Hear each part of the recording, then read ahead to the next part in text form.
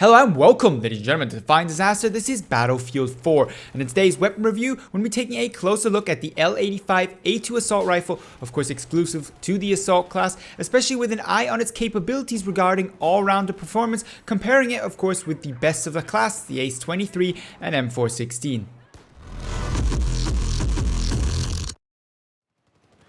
Now before we get started with this weapon review, I wanted to give a quick shout out to Nathan Grimmap for suggesting this video on the L85A2. I hope I'm able to answer your questions regarding both the gun and its relative performance to some of the class's best, such as the Ace-23 or M416.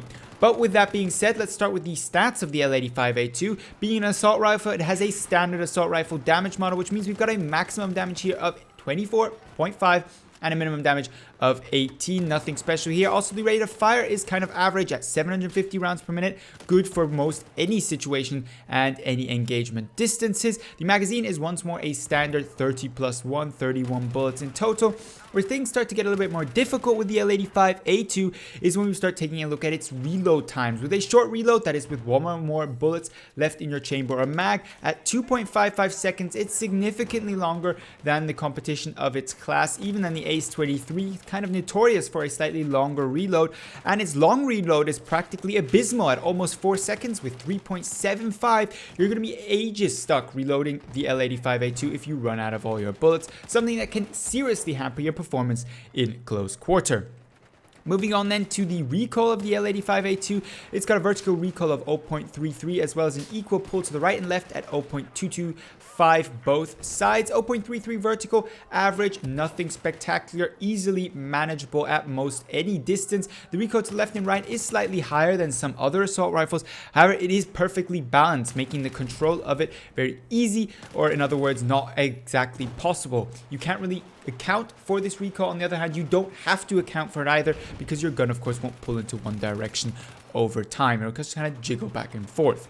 Moving on to the first shot recoil multiplier of the L85A2. This is very low for an assault rifle at 1.7, easy manageable, making tap firing the L85A2 very much a possibility. Then we have accuracy for the L85A2 at an ADS value of 0.25, typical for bullpup weapons in Battlefield 4, slightly worse than your average assault rifle, which would sit at about 0.2. However, therefore, its accuracy both while moving, standing and aiming down sight, or hip firing is of course better, with a hip fire value for standing and moving at 3.25, better than your average 3.5 that you would find on your usual assault rifle.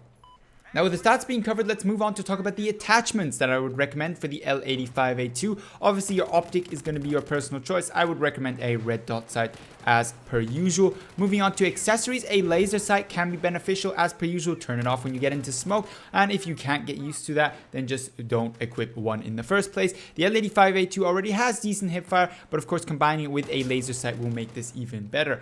Now when it comes to barrel, the L85A2 has quite a few variants that you can run with. If you're somebody who doesn't deal with recoil very well, you may want to slap on something like a compensator there to kind of reduce that horizontal recoil. Frankly, that's not a way I would run this gun. I either run it usually with a naked barrel, a heavy barrel, or suppressor. Heavy barrel, of course, if you can deal with the higher amount of recoil. And maybe some of you are thinking like, you would never recommend an Ace-23 with heavy barrel. For those of you that have watched a few more of my videos, they will know that. However, you're recommending a gun with only minimally less recoil for a heavy barrel. Well, if you actually do the maths, the L85A2 on its first shot, that is recoil times first shot multiplier, has 0.561 degrees of recoil versus the Ace 0.81. If you slap a heavy barrel onto the L85A2, you're at 0.8415 versus the Aces without heavy barrel, just naked barrel, 0.81. Slapping a heavy barrel on something like an Ace will give you a recoil of 1.215. So the difference here is still relatively large in recoil, especially when tap firing this gun, which is why something like an L85A2 with heavy barrel when tap firing will behave similarly to something like an Ace-23 with just a naked barrel. And the heavy barrel can really help for longer range combat. It does make your gun a little bit more accurate, especially when we're considering that we have a slightly worse ADS value here of 0.25 versus your usual 0.2 for assault rifles. The suppressor, obviously if you're going for close quarter combat, Nothing really to discuss about there. Your usual tactics apply. When it comes to underbarrel, nothing surprising here. Once more, a vertical grip is going to be my choice. I like the strafe while shooting. Recoil, and especially first shot recoil on this gun, is not very hefty, which is why I wouldn't recommend the angled foregrip. So for me, it's going to be the vertical grip, so I can move a little bit more and my hip fire is even more reliable. Now, but with all that being said, how good is the L85 actually, and what does it kind of mean in the sense of battlefield tactics? When are you going to want to use this gun over something like an Ace 23, and in what roles does it best perform? Well, the L85 is a bit of a weird one in the sense that it is a very versatile gun, but has a central strong weakness.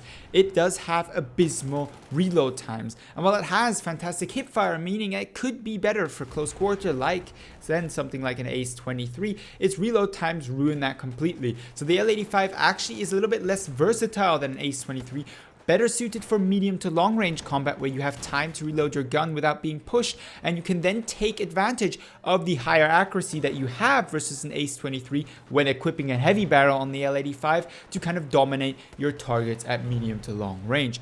It's certainly a good gun, but to answer your question, it can't beat something like an M416 or Ace 23 because it's simply not versatile enough because of its longer reload times that make it so bloody difficult to use in close quarter. Already the Ace 23 suffers from longer reload times, but those are still laughably short when compared to the L85A2.